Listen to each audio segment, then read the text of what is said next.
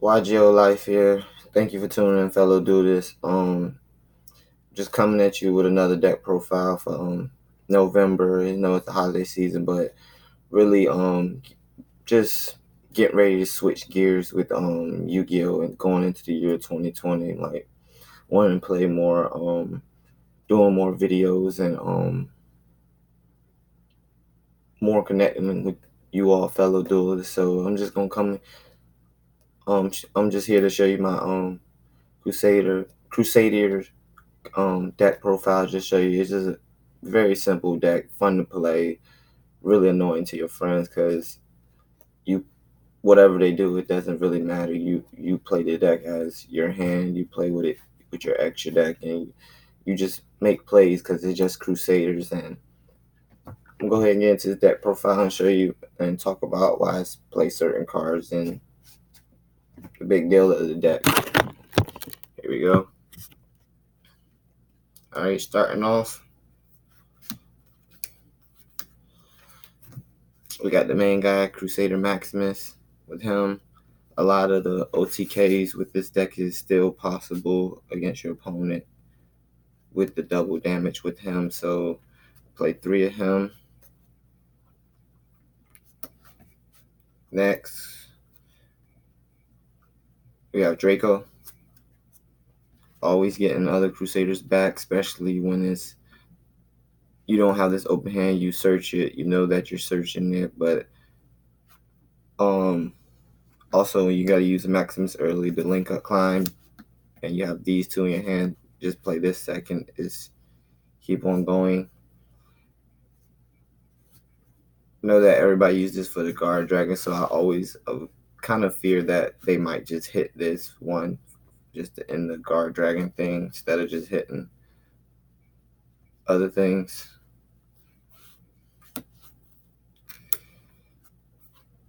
In this version, I'm testing 3 because basically this card I never ever see it. I really have to search it, and I would like to have that as another plus in the opening hand, knowing that I already have one in certain games.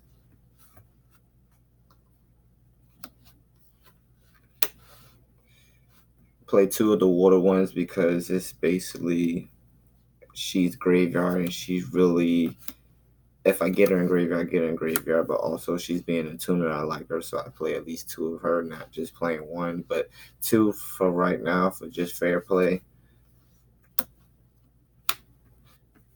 And 2 for this because when people know you play this and then they try to set up, just set up defense, it's always good to have at least 2 of him, and it's also good because it seems like I always draw him and I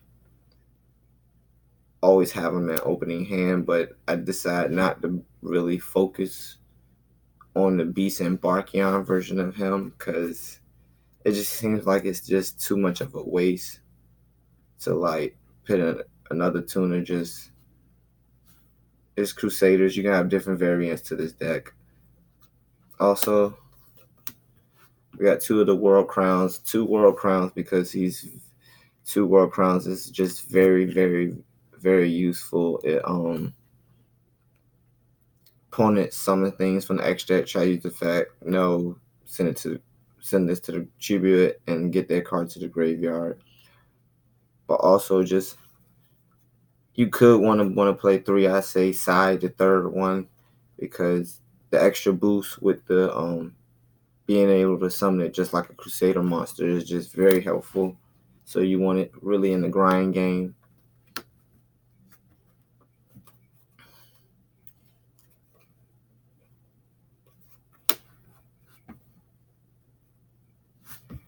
For the kaiju, play the Star Destroying Kaiju, one of him.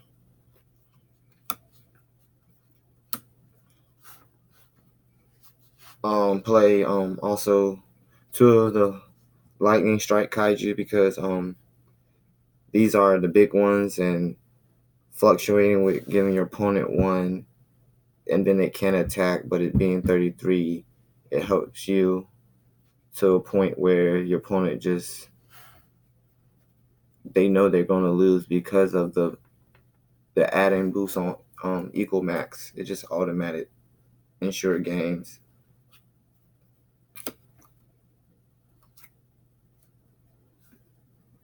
Two of the best ones, and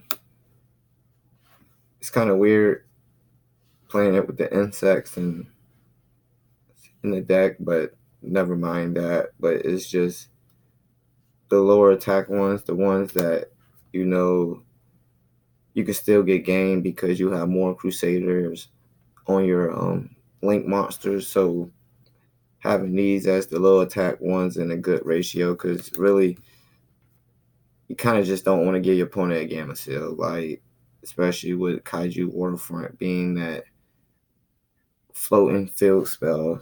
You probably just literally give them negations, and so I just play these.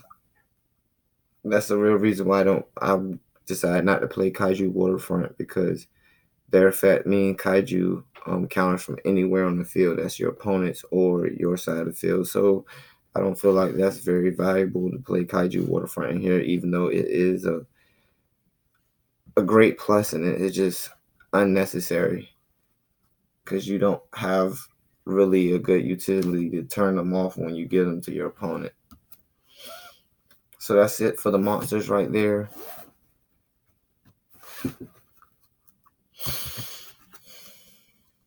On to the spells. We're going to get into 3 Interrupter Kaiju Slumbers, because no need to play Raigeki, no need to play Dark Hole. These are just, since you play the Kaijus, you just set up the way you know you're going to end your turn. So putting them, the Kaijus in certain zones, it just automatic that benefits you to setting up before you even start linking. Also, you already have a monster on the field.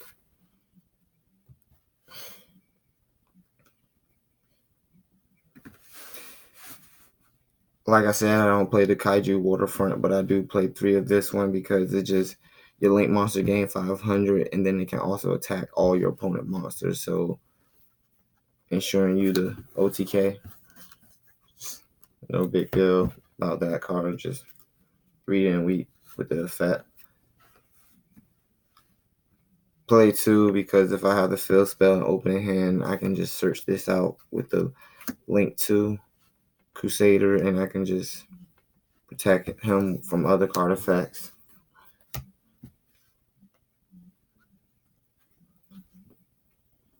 Playing 1 testimony, testing it out, I feel like it's very good.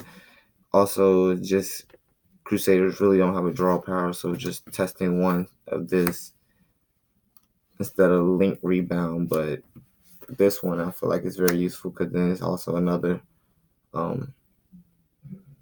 protection because your opponent can't respond to things. Staple 1 terraforming, since I do play field spell, and another way to just search it out just in case I have to vary my play. 1 Monster Reborn, because it's Monster Reborn. You send a lot of stuff to the graveyard, so get another thing back to keep on going. 1 World Legacy Session, same as Monster Reborn, just get something back in the, link deck, so play 1 World Legacy Session. On to the traps. I seen my friend playing a Crawler Crusader deck, and it's just really for the name. You flip it on your opponent's turn, and with the equal match, you get another negation. You can get effects from other things, but protecting you from not being able to be OTK if you set this on your first turn from a bad hand is also very good. But just 2 is totally fine with me.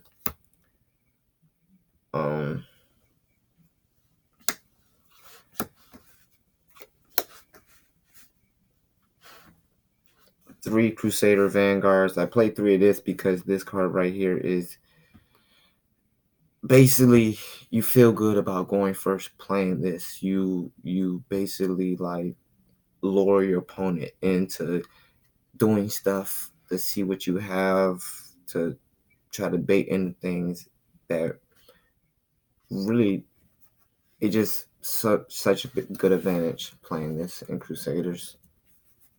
The opponent try to target or destroy something, you can like, oh, get the water one out, the water tuner out to get to the graveyard easily for you.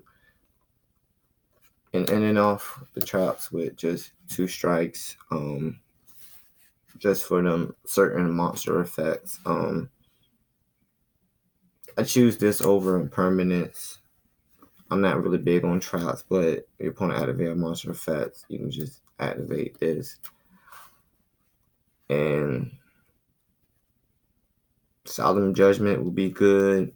You know, traps vary player preference. It's just I'm not really big on traps, so I just ended off with just 2 strikes. Going to the extra deck now. We have 1 Dweller, because Dweller this format is good. Really not that easy to make in here with the links, but you can, and it be good. I guess. Black Rose Dragon, because just nuking boards, another way to nuke opponent board. This is for negations. You make this with an Eagle Max, but you know you have a crown or kaiju, you know you still have negation if you have the pass turn. So this is just like Black Rose with synchro option. It's just optional, and I'd rather just play level 7 synchros in here. So the way I have it built in here, just to basically like extend plays. Onto the links. Crusader Magus, you know, search the monsters, you know, automatically get them Crusader monsters from your deck to hand to help you extend your play. I love having this and the crown in hand, because it's, and you get crown and another Crusader in hand, then you get to add one, so you know you automatic are very playing it right when you go him and then summon that, and then you link away to the link 2. Just tons of plays, open up a lot. Being a link 1 that points down, being, even though it's not generic, it's still good for Crusaders. That's why I like it. Crusaders going to link 1, putting stuff in the main zone is easy.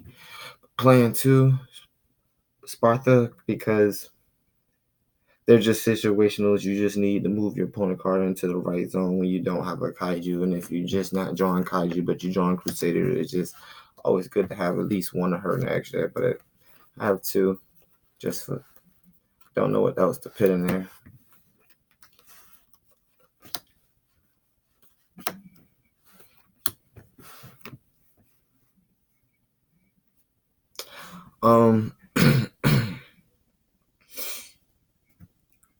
Regolex, the spells, searching for him, and also he points up and down, so you can also have him easily, your opponent get over equal max. You can make him again after you make playing multiple him with the link 1 is also easy and sure game, just being an easy link to stopping your opponent from swinging.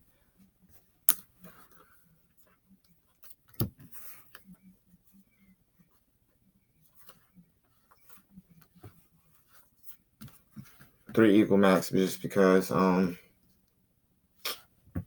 he's the main reason why I like still playing this. It's a good link 3. Not necessarily you got to go higher than link 3, but it's, the negation is just very helpful. And at one point I was playing only 2 and it hurt, so I decided to get a 3rd one, and hey, 3 equal max. And then it off is just topological dragon, because your opponent has things, you just come, you have the equal max and they still come back, and you just rather would have this.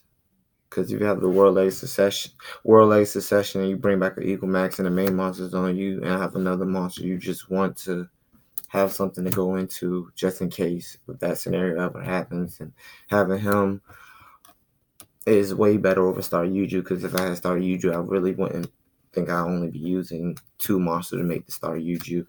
in this deck, but because of link arrows, how they point, but one topological dragon, just to yes, and that's my Yu-Gi-Oh deck profile, my Crusader deck, my Crusader deck profile, and just feel free to leave your input. Tell me what you think, and feedbacks is always welcome on my channel. And stay tuned for more other deck profiles I have. I have a lot of decks. I just have to get into the time of doing the deck profiles for them, and I will be bringing them up to you more in the Yu-Gi-Oh 2020. So thank you for tuning in, and Y.G.O out.